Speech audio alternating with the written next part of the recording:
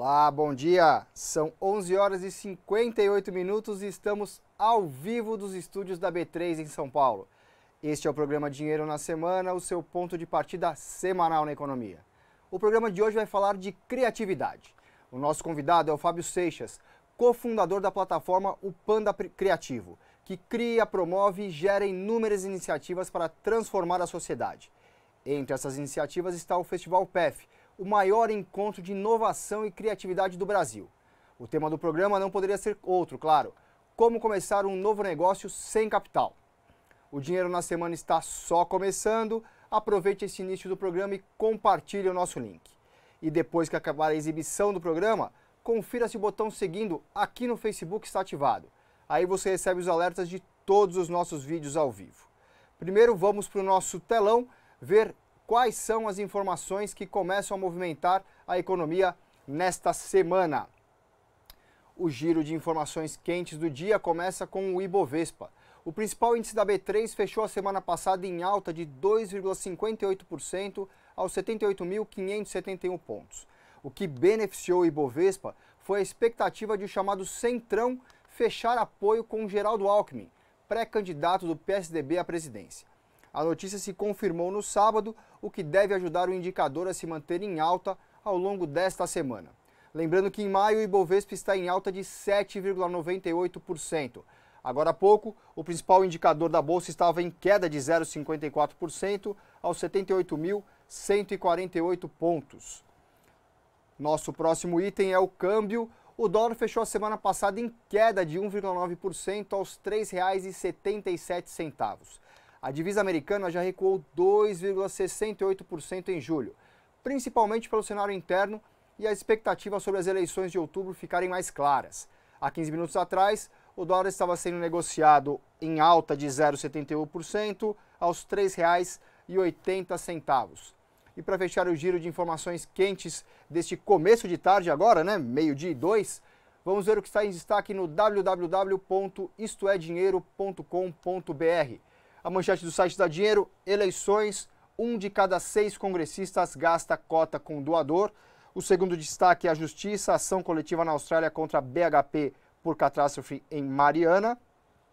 E mais aqui, estatal: não gostamos da pecha de empresa com ficha suja, diz diretora da Eletrobras. E a principal reportagem da revista Dinheiro, na capa que você vê aqui à esquerda, é a bomba dos gastos públicos.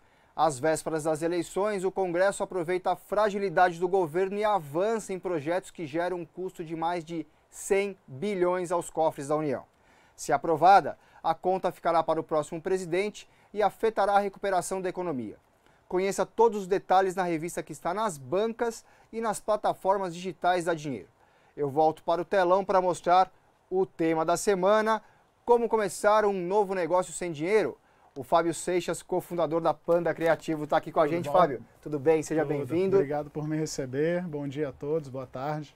Obrigado você por ter vindo. Vamos começar respondendo a pergunta? Vamos lá. Como começar um negócio sem dinheiro algum? Eu acho que todo mundo confunde dinheiro com recurso, né? Uhum.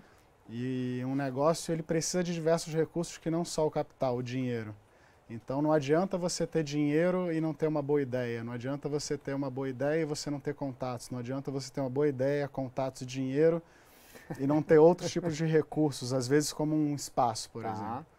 Então, vou te dar o caso do Festival PEF que você já citou. A primeira edição dele, eu e meu sócio, a gente ainda trabalhava em outras empresas. A gente não tinha tanto capital para investir. O primeiro foi em 2012? 2013. 2013. Novembro de 2013, logo em seguida, no início de 2014, a gente ajustou o calendário para o primeiro semestre e já fez a segunda edição. Então, a gente está na 6ª edição, indo para a 7ª em 2019. Mas essa primeira edição, a gente... talvez a parte mais onerosa da linha ali de despesas do festival seria o espaço. E a gente fez uma parceria com uma escola criativa. Então a gente levou um recurso para essa escola, que eram possíveis novos alunos, e ela nos forneceu o recurso de espaço, por exemplo. E lá fora a gente estava conversando, por exemplo, da minha primeira empresa. É isso aí. Acho que o único recurso que eu tinha era um computador e eu sabia um pouco de design gráfico. Conta pro pessoal como é que foi a sua primeira empresa, que acho que é um bom exemplo de como começar um negócio sem dinheiro. Eu tive minha primeira empresa por acaso, com 16 anos de idade. Meu vizinho nos Estados Unidos era dono de uma empresa, uma indústria gráfica, e ele atendia gente muito grande, só projetos grandes, mas ele estava localizado num bairro. Então, pequenos comerciantes batiam na porta dele procurando serviço, ou um cartão de visita, ou um flyer, um panfleto, um catálogo pequeno, e ele não atendia essas pessoas. Aí num churrasco lá em casa, ele viu a gente mexendo no computador, eu e meu irmão, e perguntou se a gente não queria atender essas pessoas. No primeiro ano de empresa, a gente já tinha 100 clientes. Sensacional. Então, foi sem dinheiro nenhum mesmo, literalmente. Só com habilidade trabalhando e de dentro, né? de casa. Então, quer dizer, quando as pessoas pensam em empreender, elas não precisam ter o recurso inicialmente, elas têm que ter a ideia, né, e saber onde tirar as melhores formas para você montar esse negócio. Eu acho que tudo que você imagina é possível. Então, a largada, de fato, é você ter uma ideia. Acho que o segundo passo é você correr atrás da sua ideia. Não adianta ter ideia e não executar, né? Então, tem uma frase que eu adoro, não adianta ficar falando do pai, me mostra quem pariu esse filho, entendeu? Então, quando você é o pai e a mãe ao mesmo tempo, eu acho que você tem esse drive. Ter muitas ideias, mas botar elas em prática. E é um exercício, eu ainda erro muitas ideias, mas eu constantemente coloco várias ideias em prática ao mesmo tempo. Eventualmente uma dá super certo. E como você sabe que uma ideia está errada, por exemplo? Bom, eu tenho um limite. Esse limite ele vai até um certo ponto, dependendo da estrutura da ideia e do mercado que aquela ideia se comporta.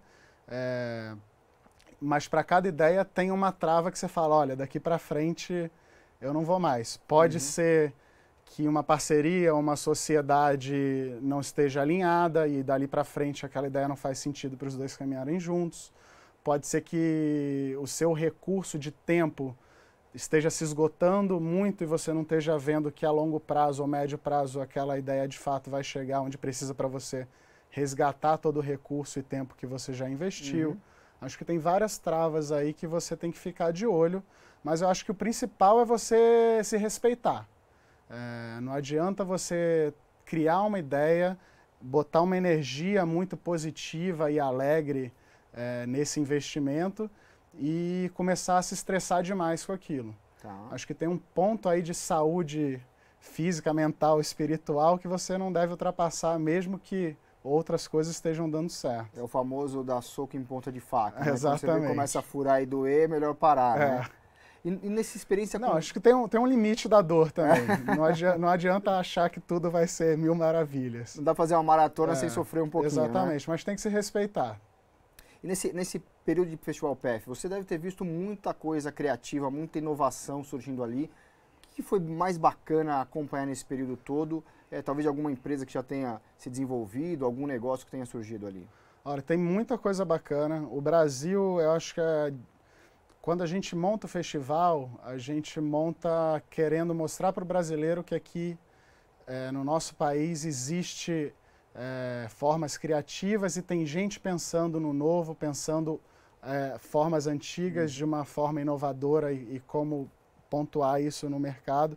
Mas diferente de mercados já consolidados em termos de inovação, como Estados Unidos, alguns países da Europa, ou até mesmo Singapura, por exemplo, a gente não está focado tanto em inovação tecnológica. O Brasil ele é sim um país super empreendedor, mas empreendedorismo não é inovação. Você pode falar do empreendedorismo de padaria, né? Quantas padarias a gente vê sendo abertas e construídas no Brasil afora, isso é empreender. Mas não necessariamente está ligado à inovação. Inovação, na verdade, poderia ser um novo modelo de como se gerir uma padaria, ou de como entregar pão direto na casa das pessoas, ou olhar para o mercado de orgânicos e sem glúten e criar um produto novo na área de pães e tal. Mas voltando, eu acho que o Brasil ele lidera no quesito social. A gente tem tantas travas, tantas burocracias e tantos problemas sociais que a gente encontra muitos novos negócios focados em inovar em determinados segmentos como esse. Então, pessoas que me surpreenderam em negócios que surpreenderam muito nesses últimos tempos de festival, muitos ligados à área social, como, por exemplo, o que o Eduardo Lira está fazendo lá no Gerando Falcões, algumas plataformas de emprego, como a Transempregos, que entende o mercado de gênero, né? Entende as pessoas do jeito que elas são e, óbvio, todas têm suas qualidades, todas têm as suas aptidões profissionais também para ir para o mercado. Uhum. Não é por causa do gênero que essa pessoa nasceu que isso deveria ser um impeditivo. Então, a Transempregos é um grande projeto que eu vejo nesse sentido. Tem uma empresa que focou muito em eliminar qualquer tipo de resíduo e transformar isso, ressignificar o lixo. Tá. Então, para essa empresa não existe lixo. Para essa empresa existe como a gente ressignifica toda a matéria. Que legal. E eles hoje começaram, acho que foi o ano que eles palestraram no festival, foi o primeiro ano que ela existiu. Não estou lembrando o nome agora, daqui a pouco vem na cabeça. Mas ele hoje tem contratos com grandes empresas, como Nestlé, por exemplo. Tá. Eles reciclam e ressignificam aquela cápsulazinha do café, enfim, entre outros materiais de outras grandes indústrias. Isso é muito legal, né? Quer dizer, é inovação dentro de algo que está aqui no nosso cotidiano. Exatamente. Né? E tem inovação em todos os segmentos. Na saúde, na arte, você pega um doutor consulta, por exemplo, que viabiliza e dá acesso a uma saúde de diagnóstico ou até de exames de qualidade em larga escala para quem não tem plano de saúde, é uma super inovação social, né? Aliás, transformar a sociedade é algo que importa para você, né? Pra caramba. Acho que tudo que eu faço, a primeira pergunta que eu faço, vai ter algum impacto social positivo? Seja no ramo de hotelaria, de audiovisual, ou publicidade, ou inovação. E quando que veio esse estalo para você que tinha que ter uma transformação social para valer a pena? Ele vem um pouco comigo desde que eu comecei a empreender, esse drive de querer ter algum impacto social, mas eu nunca tive essa noção, porque esse termo não estava cunhado na minha cabeça. Alguns anos atrás, eu tive a oportunidade de ler um livro que chama O Bilionário que Não Era Mais Bilionário, The Billionaire Who Wasn't, que é o livro do Chuck Finney, que é tido como um dos maiores filântropos do mundo. Ele é o fundador do Duty Free e durante anos e anos ele foi listado ainda como um dos grandes bilionários do mundo e ele já tinha doado toda a riqueza dele. Tá. E ele cunhou um termo que é giving while living, que é doando enquanto você está vivo. Porque na cabeça dele faz sentido, se você deixar dinheiro na sua família ou na sua empresa, você não sabe quem vai administrar aquele dinheiro depois e o que essa pessoa é capaz de fazer com esse dinheiro. Então, se você tem uma mentalidade de impacto positivo, você consegue administrar muito melhor esse recurso do que outras pessoas venham a fazer no futuro quando você se for. Então, ele usa a plataforma que ele cria em vida para deixar legado para depois que ele for embora desse planeta aqui. Esse é o impacto social, né? A gente já vai para um rápido intervalo, a gente volta já com o Fábio Seixas, cofundador da plataforma O Panda Criativo. As ações já não são mais algo só para profissionais. Agora é possível saber tudo sobre a Bolsa de Valores. Conheça os melhores setores para investir. Quais setores não foram tão bem? Acompanhe os resultados das empresas. E comparando os números do primeiro trimestre, que em alguns casos, caso por exemplo do Banco Santander Brasil, o lucro do primeiro trimestre subiu 50%. Saiba o que o mercado espera das aberturas de capital. E a gente sabe que o IPO ele ocorre principalmente se houver interesse de investidor, especialmente de investidor internacional, que é quem fornece liquidez em última instância ao mercado. Se você acha que investir em bolsa é só para profissionais, assista ao meu programa Dinheiro em Ação com Cláudio Gradiloni, o programa que descomplica a Bolsa de Valores. Toda semana no Portal da Dinheiro. O que pensam os principais executivos e empresários brasileiros? Como eles administram colossos empresariais? Eu gostaria de saber o seguinte, como é que você escolhe os seus investimentos? Como enxergam o Brasil e o mundo? O Brasil é um país que reclama muito que não tem investimento, que as empresas não investem em esporte. Que a gente sempre viu o esporte como uma oportunidade de negócio, principalmente no nosso marketing. Tudo isso você descobre no Moeda Forte. o programa de entrevistas na TV Dinheiro. Bem-vindo ao Moeda Forte. Direto dos estúdios da B3, eu sou o Carlos Sambrana e o entrevistado de hoje é um dos empresários mais talentosos do setor farmacêutico brasileiro. Cada semana, um entrevistado. Cada dia, um bloco de entrevista. Nós criamos uma empresa com fundamentos bons, com competitividade, né? No final da semana, a íntegra, para você assistir como quiser e quando quiser. Queria compartilhar com os amigos que tudo começa com o desejo, ou seja, ninguém vai ficar milionário por acaso. Moeda Forte na TV. Tudo o que você precisa saber sobre o mundo dos negócios está aqui. De volta com o Fábio Seixas, cofundador da plataforma O Panda Criativo. Fábio, criatividade, tecnologia, inovação, são palavras que se misturam e têm que estar juntas obrigatoriamente? Não necessariamente. Eu acho que inovação, sim. Dentro de inovação você tem criatividade, por exemplo. Mas criatividade e tecnologia não necessariamente estão ligadas e coligadas. Exatamente. As pessoas confundem muito, né? Viu tecnologia, fala que é uma inovação e não é muitas vezes, né? Tecnologia às vezes já foi uma inovação, né? Quando você pensa na caneta esferográfica, quando você pensa numa cadeira, isso aqui já foi muito inovador em algum momento. Hoje a gente tem inovações como carro elétrico, como foguetes que conseguem ir para o espaço e voltar e pousar novamente. Isso com certeza é uma inovação dos tempos modernos que exigiram muita tecnologia e muita criatividade. Mas tecnologia está no nosso dia a dia já, né? Um computador, um mouse, um carro. Mas só a tecnologia sozinha só a tecnologia não faz nada. Acho que a tecnologia hoje ajuda muito a gente a inovar com mais rapidez. Tá. Porque ela nos ajuda a dar escala, nos ajuda a prototipar com um custo muito mais baixo do que antigamente. E como que fica o papel da educação nesse ponto todo, né? A educação, eu acho que é uma das indústrias que tomou uma chacoalhada muito forte, como a indústria da música, como aconteceu com a indústria da música, como está acontecendo com hotelaria, como está acontecendo com transporte público, por exemplo. E a educação é o cerne de talvez toda uma sociedade onde a gente precisa evoluir para melhor. Tá.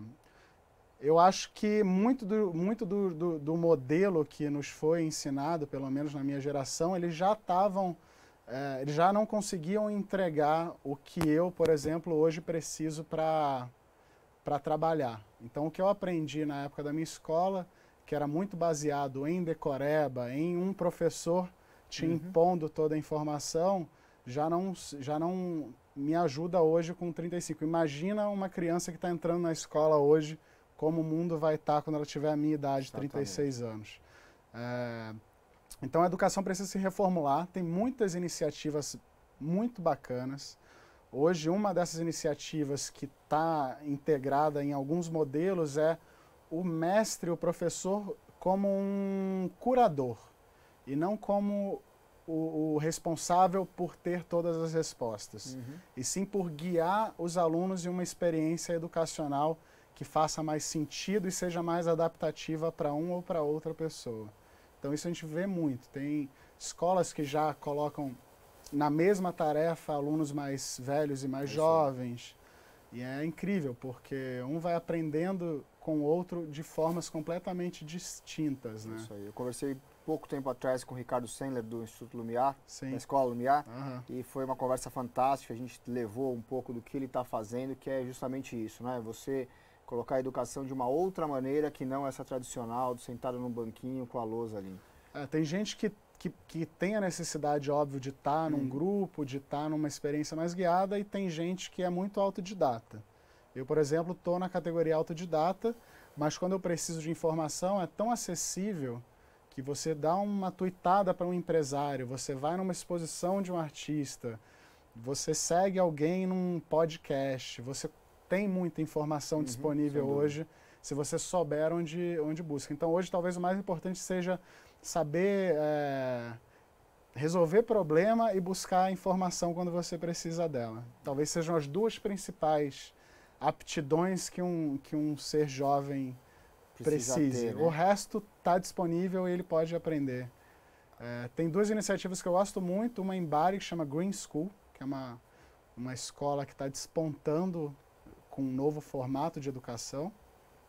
E tem um outro processo nos Estados Unidos, que já tem aqui no Brasil, que chama Uncollege, que é uma plataforma, de fato, de curadoria, mentoria de conteúdo, onde você tem alguns investigadores e consultores e você tem alguns encontros também em grupo, mas dentro disso você monta a tua própria graduação. Tá.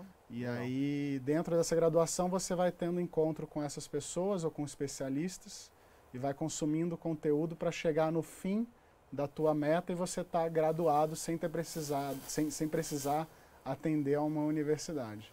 Bem interessante, hein? Esse momento da sua carreira acontece nesse momento. Você está um pouco, né, numa redescoberta, é isso? A gente vai crescendo e vai entendendo o que nos serve, certo? Obviamente, devo ter alguns privilégios que me colocaram onde eu estou hoje, mas eu vi que eu não estava colocando o melhor de mim a serviço, inclusive das minhas próprias empresas, estando no dia a dia das minhas empresas. E que quando eu tinha tempo para pensar, para estudar, para fazer novas pontes de relacionamento, eu levava coisas melhores ainda do que ficando e usando meu tempo para ficar no dia a dia da operação. Então, no fim do ano, eu decidi sair das empresas que eu tenho, continuo como sócio e continuo, de certo modo, como conselheiro e levando novos negócios. Mas aí tá pensando em outras coisas, né? Sim, tem... Quais delas você pode contar pra gente?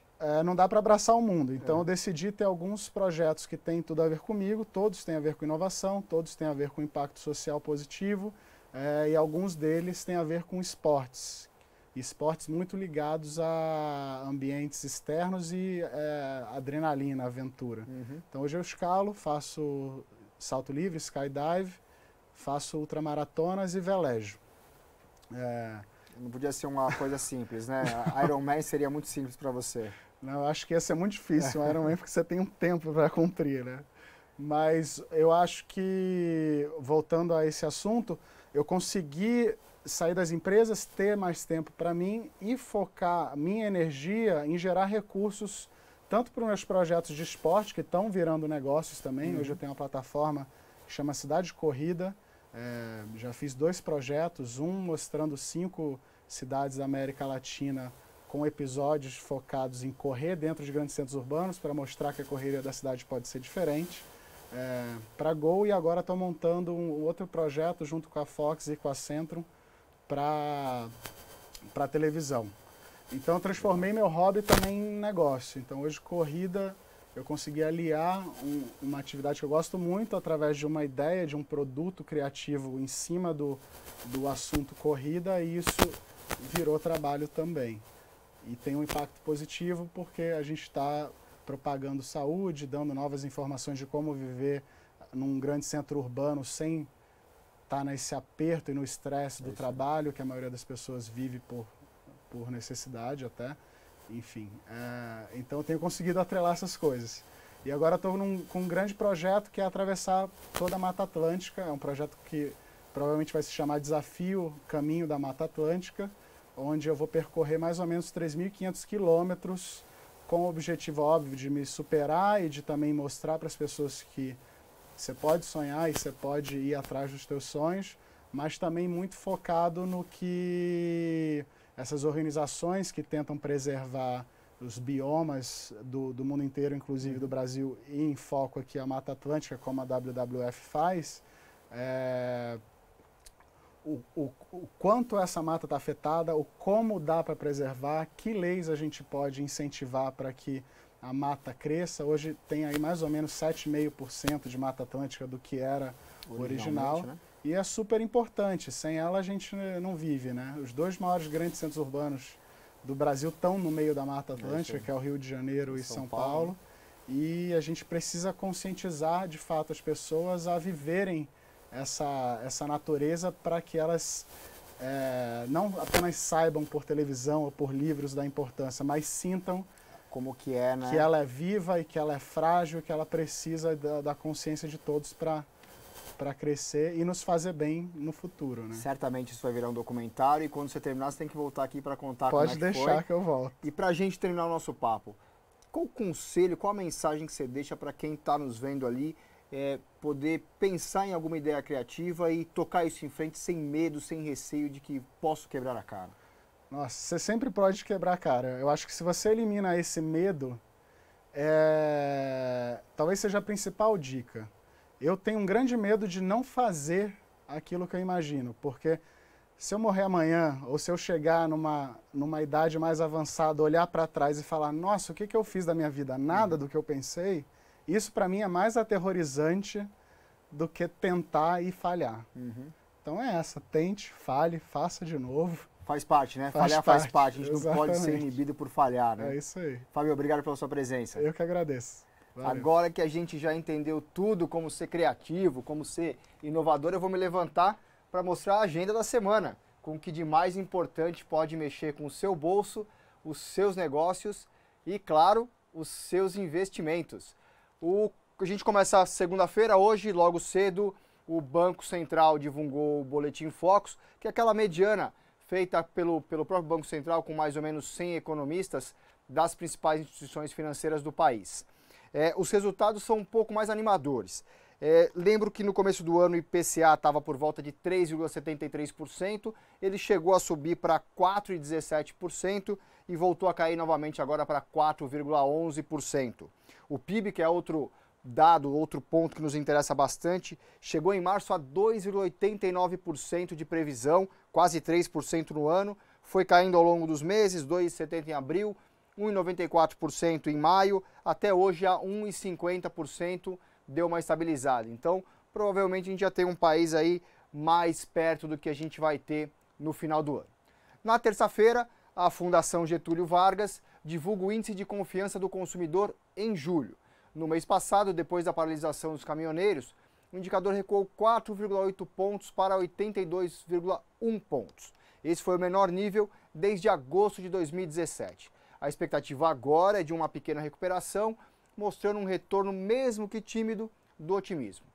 Já na quarta-feira, o destaque é o investimento estrangeiro direto no país. Esse dado é muito importante porque ele mostra o dinheiro que entra em negócios, capital produtivo, o que vai ajudar, por exemplo, na criação de novos postos de trabalho.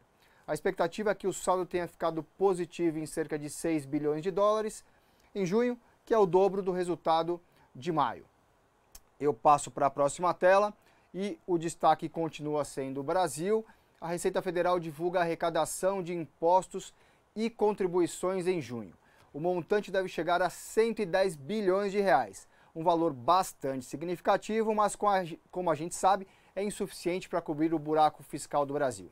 E na sexta-feira, para fechar a semana, o destino é os Estados Unidos e a divulgação do PIB do segundo trimestre. A economia americana continua com expansão robusta e o resultado esperado é de um crescimento de 4% na comparação trimestral. Chegamos ao fim desse Dinheiro na Semana de 23 de julho de 2018. Muito obrigado pela sua companhia. E todo dia às 5h30 da tarde você fica com Dinheiro ao Vivo, que traz o resumo das principais notícias do dia da política e da economia com Giovana Pagel e Priscila Arroio. Nos vemos na próxima segunda, no mesmo horário, às 11h30 da manhã. Boa semana, bons negócios. Tchau!